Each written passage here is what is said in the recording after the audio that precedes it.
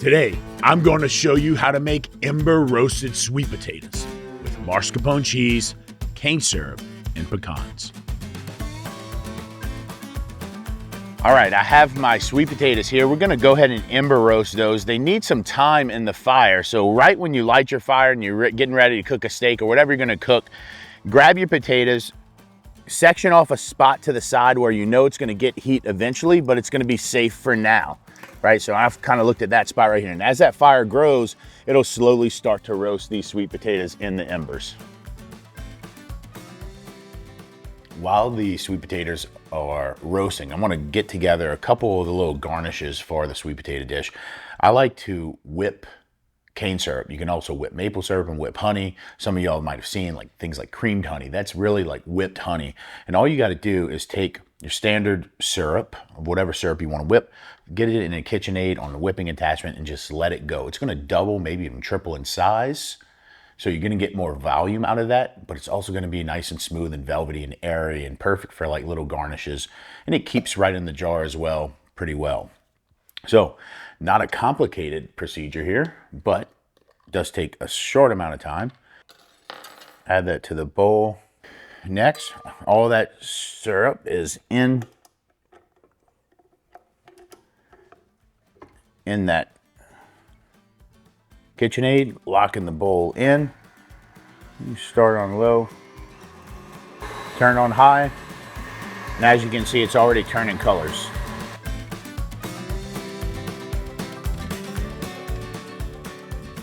All right, so you can see we are nice and light, creamy.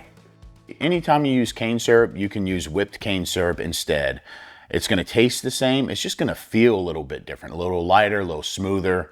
I love to use it just in toast, butter, and a little bit of spread of this.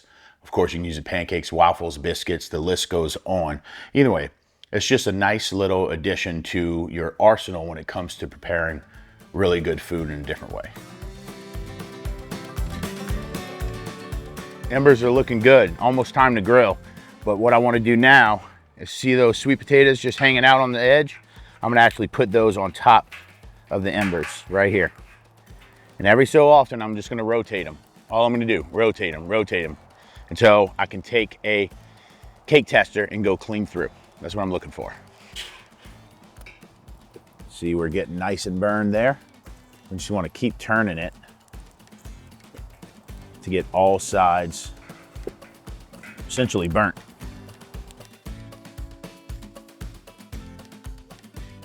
All right, I've already cake tested these sweet potatoes to understand their doneness. They're done, but I'm gonna also show you here, and you can see these things are essentially burnt to a crisp all around. They are ember roasted, as you can tell, right? They look like an ember. That's what we want. All right, so I'm gonna just pull these off to the side. I have a cake tester here, and as you can see, this is just freely going in and out freely into that potato. There's little or no resistance aside from that scorched earth of a skin. Once you punch through that, that sweet potato is soft in the inside. So what we want to do here, we want to let those cool just enough to where I can take a paring knife to them and start working around it. All right, our sweet potatoes have cooled enough to work with them, but they're still pretty hot. So all I like to do is just expose one side and kind of stand them up if you can, or you can just peel them back like this, right? So kind of just flaking this off. When there's some that wants to fall, let it fall. That makes sense. Now you're gonna lose some meat here, right? So guys, just take your time, flake it off where you can, cut it where you can cut where you can.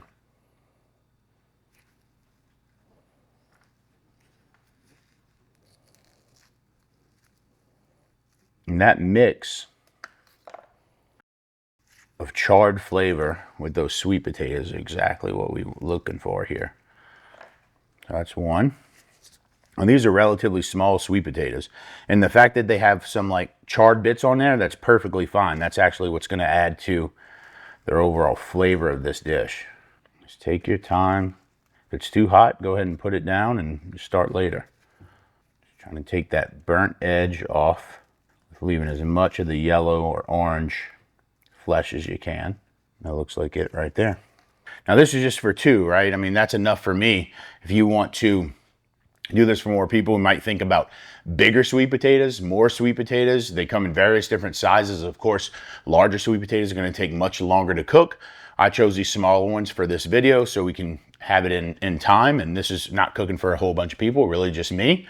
But as you notice, those sweet potatoes kind of start off at a certain size and you end with that because of all that kind of bark, if you will, that you're going to carve off of there. So just something to think about when you're thinking about who you're feeding, right? And you can just simply just take this and cut it in quarters or whatever shape seems right to you. So for this recipe, I'm using mascarpone cheese, but you can use ricotta. You can use a soft goat cheese. You can use a soft melty brie cheese. Any of those cheeses would work.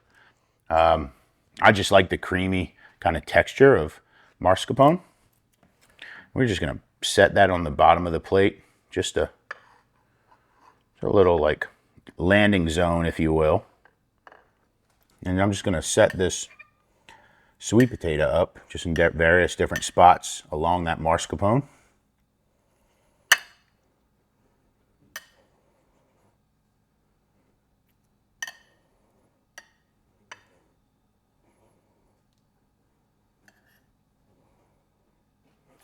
A few toasted pecans here that I'm just going to kind of break up.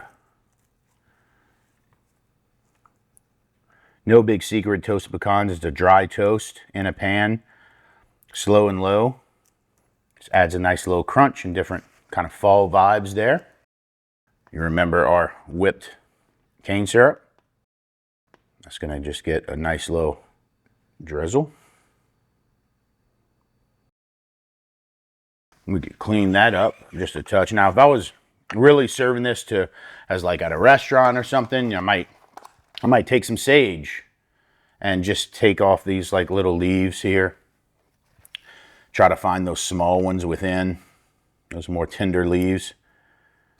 Just place them around, no big deal.